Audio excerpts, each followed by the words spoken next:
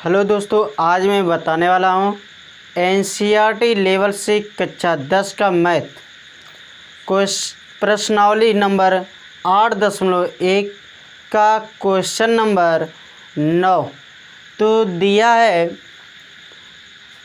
त्रिभुज ABC में जिसका कोण B समकोण है, यदि tan A बराबर 1/3 हो तो निम्नलिखित के मान ज्ञात कीजिए। यह है क्वेश्चन नंबर 1 है। क्वेश्चन नंबर 2 है। क्वेश्चन नंबर 1 कह रहा है sin A into cos C plus cos A into sin C। दूसरा है question cos A into cos C minus sin A into sin C। यह इसका मान ज्ञात करना है, इसका भी मान ज्ञात करना है और इसका भी मान ज्ञात करना है।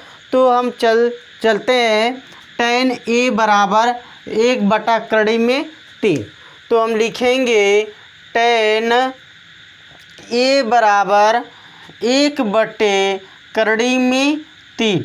अब 1/3 यह एक आपका क्या होता है, यानी कि यह एक जो है लंब होगा, लंब बटे कड़ आधार, लंब बटे आधार होता है।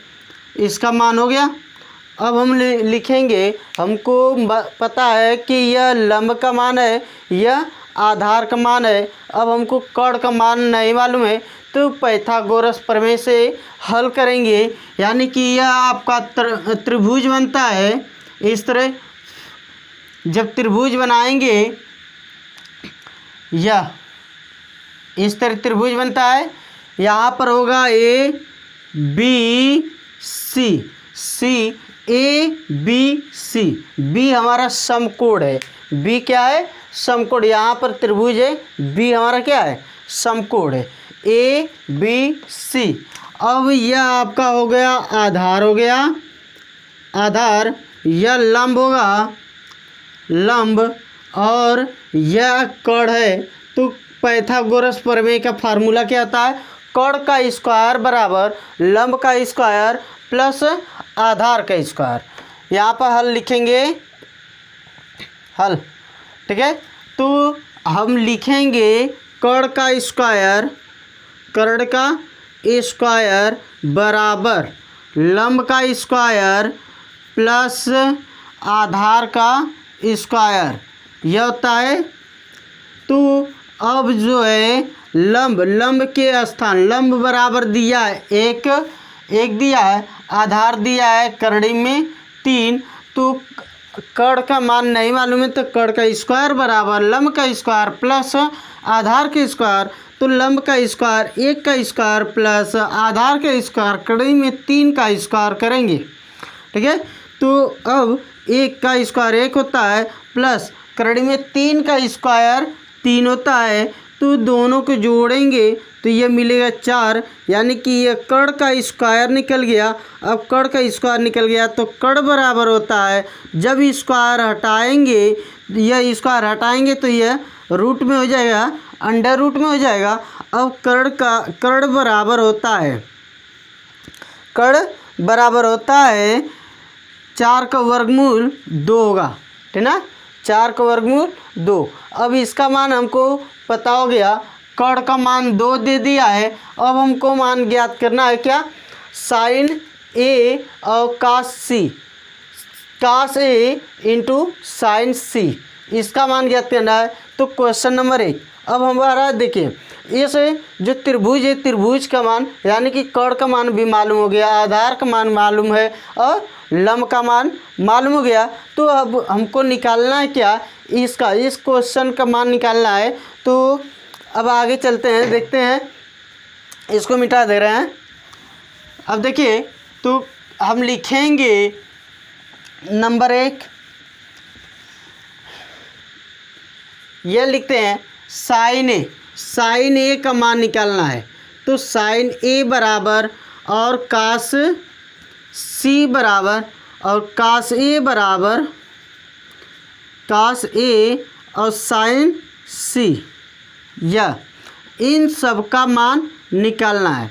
तो इन सब का मान निकालने के लिए हम क्या करेंगे, यह आपका फार्मूला पर लगाएंगे, यानी कि साइन ए अगर आपका ए के सापेक्ष है तो आपका यह आधार बनेगा। इधर जब ए रहेगा तो आधार बनेगा, यह लंब बनेगा, यह कड़ बनेगा। और वही चीज़ आपका सी रहेगा तो सी यह है तो यह उलट जाएगा। जब यह उलटते हैं तो यह इस तरह होता है, यह ओके, यह आपका सी हो जाता है, यह ए होता है, यह बी होता है। तो यह कड़ यानी कि 2 दिया है, लंब लंब दिया है, करड़ी में 3 दिया है और आधार यह होता है, आधार हो गया। ओके, अब हम लेंगे क्या, चलिए साइन बराबर होता है लंब बटे कड़। साइन बराबर लंब बटे कड़, लंब का मान लंब ए के सापेक्ष जब लेंगे तो आपका लंब आपका यह बनेगा 1 बनेगा, 1 बटे कड़ आपका यह कास सी हो गया, कास ए हो गया, थोड़ा पास में लिख दे रहे हैं, और साइन सी यह होगा, ठीक ना। अब जो है कास सी, अब कास सी के सापेक्ष लेंगे तो कास बराबर होता है आधार बटा कड़। आधार यह है, कड़ 2 है, यानी कि आधार बटे कड़ होता है कास सी बराबर लेंगे तो आधार बटा कड़ कास ए बराबर, जब कास ए का मान ज्ञात करेंगे तो ए के सापेक्ष यह लेंगे। और कास बराबर होता है आधार बटा कड़ होता है, और साइन बराबर होता है लंब बटे कड़। यह मान हो गया। चलिए देखिए, इसका मान नहीं लिखे हैं, इसका मान होगा कड़ आपका 2 होगा, ठीक है। ए के सापेक्ष यानी कि सी के सापेक्ष ले रहे हैं तो नंबर 2, जो नंबर 2 है इसके सापेक्ष लेंगे जब सी रहेगा, और जब ए रहेगा तो ए नंबर फर्स्ट यानी कि पहला नंबर से लेंगे, ठीक ना। तो सी बराबर, अब जो कास सी क्या होता है आधार बटा कड़, तो यहाँ पर आधार है बटा यह आपका कड़ हो गया, यानी कि 1 बटे 2 होगा, यह होगा। अब कास ए के सापेक्ष लेंगे तो इसमें से लेंगे तो आधार बटा कड़, आधार क्या है आपका करड़ी में 3, यानी कि करड़ी में 3 बटे 2, कड़ आपका 2 हो गया। साइन सी का मान निकालना है तो लंब बटा कड़, लंब क्या दिया है सी है, सी के सापेक्ष ले रहे हैं तो लंब आपका करड़ी में 3 होगा और कड़ आपका 2 होगा, यानी कि यह करड़ी में 3 बटे 2 यह होगा। क्वेश्चन नंबर फर्स्ट हल कर रहे हैं। क्वेश्चन नंबर फर्स्ट दिया है sine A into cos C plus cos A into sine C, यह दिया है। तो अब जहाँ पर साइन ए है, साइन ए के स्थान पर यह मान रखेंगे 1 बटे 2, क्या रखेंगे 1 बटे 2, इंटू का मतलब गुणे के चिन्ह होता है, और कास सी के सापेक्ष 1 बटे 2 और प्लस कास ए के सापेक्ष दिया करड़ी में 3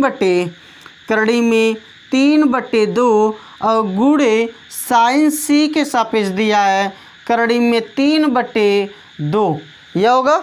ऊपर गुणा करेंगे, नीचे गुणा करेंगे, तो यानी कि हर अंश से गुणा करते हैं, हर को हर से गुणा करते हैं, तो यह 1 × 1 2 दूना 4 प्लस यह 3 त्रिका 9 को वर्गमूल 3 होता है और बटे 2 दूना 4 हो गया। इन दोनों का एलसीएम 4 और 4 का एलसीएम, इन दोनों संख्याओं का एलसीएम लेंगे तो 4 मिलेगा। 4 से 4 में भाग करेंगे तो एक बार 1 से इसमें 1 में गुणा करेंगे तो 1 × 1 प्लस 4 से 4 में भाग करें एक बार, 1 से इसमें गुणा करेंगे, 3 एक नम 3।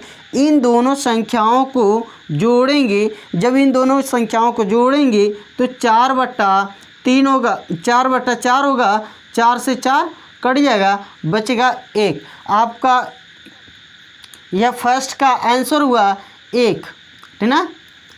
चलिए अब हम निकालेंगे क्वेश्चन नंबर इसका 2, क्वेश्चन नंबर 2। अब तो यह समझ आ गया होगा सभी को, ठीक। अब देखिए इसको मिटा दे रहे हैं। अब हम क्वेश्चन नंबर 2 लगाएंगे। तो अब लिखा है cos A into cos C minus sin A into sin C। यह क्वेश्चन नंबर 2 है।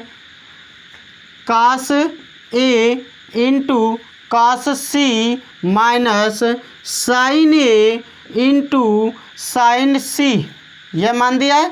तो अब देखिए इसी के स्थान पर जो यह मान दिया निकाला गया है, यह मान इसके सापेक्ष निकाला गया, यहाँ पर रखेंगे सभी माने।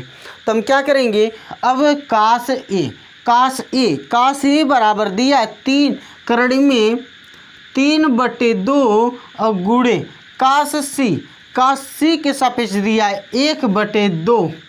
1/2 और माइनस यह sin A के सापेक्ष दिया है 1/2, ठीक है। अब गुणे sin C के सापेक्ष दिया है करड़ी में 3/2। अब इससे इसमें गुणा करेंगे तो यह करड़ी में 3/2 दूना 4 होता है, माइनस करड़ी में 3/2 दूना 4। 1 से करड़ी में 3 में गुणा करेंगे तो करड़ी में 3 एक नम करड़ी में 3 होगा, 2 दूना 4 हो गया। अब हम 4 और 4 का एलसीएम, नहीं तो इस तरह भी डायरेक्ट भी कर सकते हैं, तो एलसीएम लेके भी हल कर सकते हैं। तो यह 4 होगा, इससे इसमें भाग करें 1/1 से ऊपर गुणा करड़ी में 3 एक नम करड़ी में 3 माइनस इससे इसमें भाग करेंगे तो एक बार 1 से ऊपर गुणा करेंगे तो करड़ी में 3 होगा। करड़ी में 3 में से माइनस करड़ी में 3 घटाएंगे, करड़ी 3 से करड़ी 3 घटाएंगे तो ये 0/4 होगा। 4 से 0 में भाग करते हैं तो यह मान 0 होता है। आपका इसका क्वेश्चन नंबर 2 का 0 आ गया। समझ आ गया? ओके, थैंक यू, धन्यवाद so much।